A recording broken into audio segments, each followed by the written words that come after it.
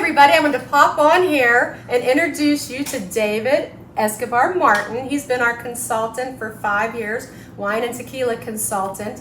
And actually some of these tequilas here, products here that you're enjoying are the result of David bringing these to us for you. And so we're just going to talk a little bit about mezcal today. Our house tequila, Orandane, is one of the tequilas that David had introduced us to and that we've been really enjoying. And a lot of times people ask me what's the secret. They have our recipes. Why can't they get the margaritas to taste the same? And it's all in the tequila we use. And Orandane is just one of those high quality, 100% blue agave tequilas that we use here at the Franklin Inn. But blue agave is a little bit different than maybe some other tequilas. So I wanted to pop on here and have David explain to us the difference between mezcal and tequila. Yeah, wonderful. So first and foremost, thanks for having me. And you're completely right. Having the base product is going to make all the difference, especially when you're talking about the difference between something like tequila and mezcal. It's sort of safe to say, and really when you do enough research and you listen to enough experts, that really all tequila is a mezcal, but not all mezcal is tequila. It's almost like saying all bourbon is whiskey, but not all whiskey is bourbon.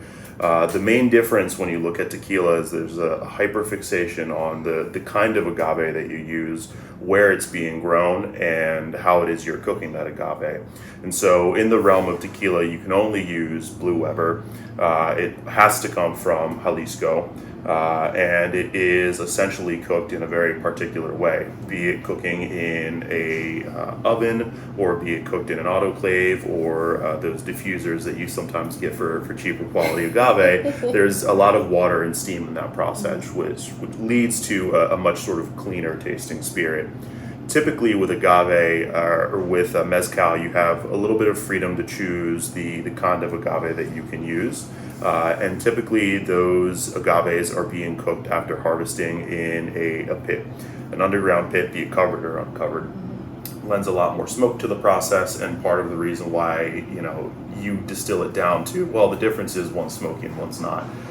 Really the difference is the differences in how it's cooked, distilled, grown, and what the base product you're using is. So we just tasted the Quiereme Mucho lineup from Oaxaca, Mexico. And definitely taste the difference. Definitely taste the difference. All using different agaves, right? So we started with the Quiereme, moved over to the Tepechtate, and then over to the Tobola, and then finished with the Espadín. The Espadín is more of your common mezcal. About 95% of all mezcal is made using Espadín. Very easy to grow, only takes about 6 or 7 years to fully ripen before you can kind of pick it and make high quality mezcal.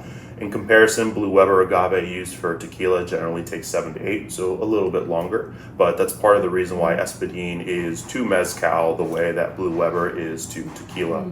Now that said, you do have other products in the realm of mezcal where you can have a little bit more flexibility and fun.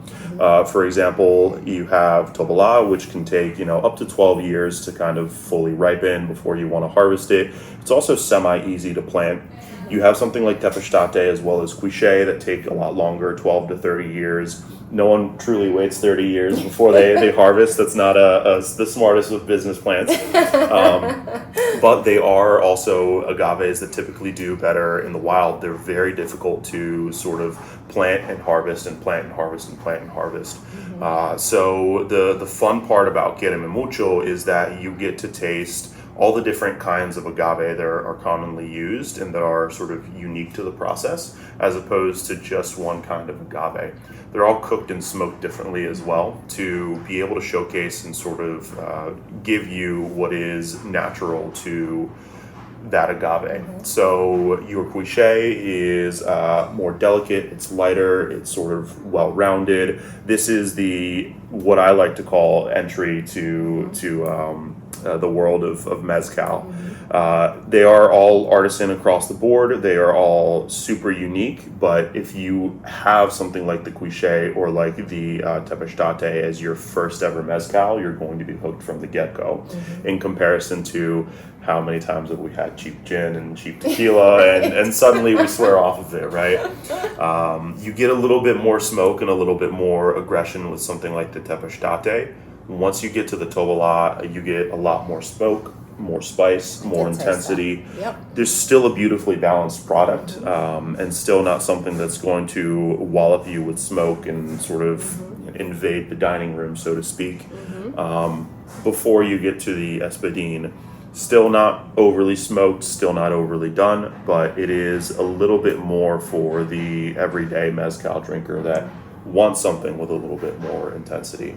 Yeah, when I tasted them, I thought I would have a favorite, and I couldn't really pick a favorite because they were all had different qualities to them. So I thought it would be fun to offer this as a flight to our customers, and then they could taste the differences in them.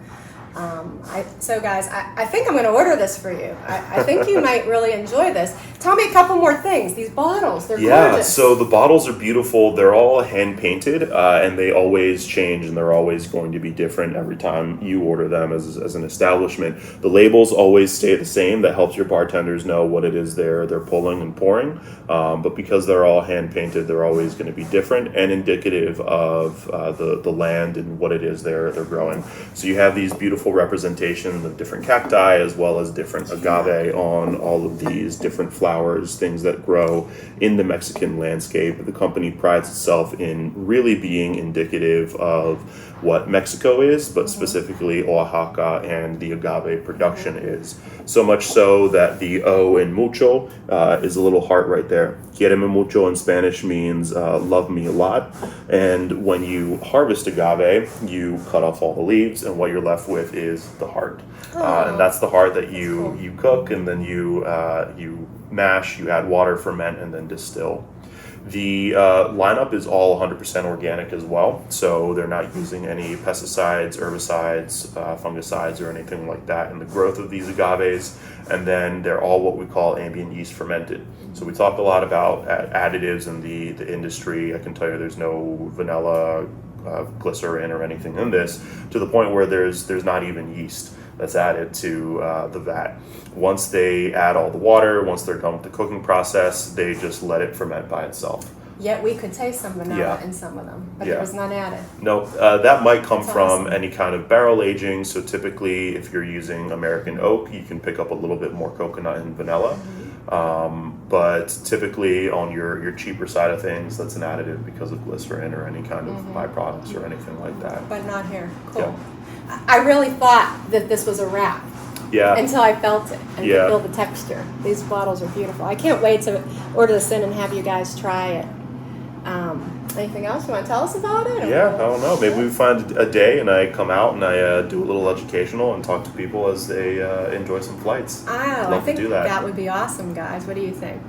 John, the cameraman says yes, but he was pouring bigger quantities of samples for himself.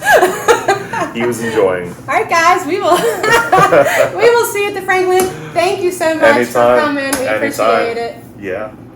Bye, guys. See ya.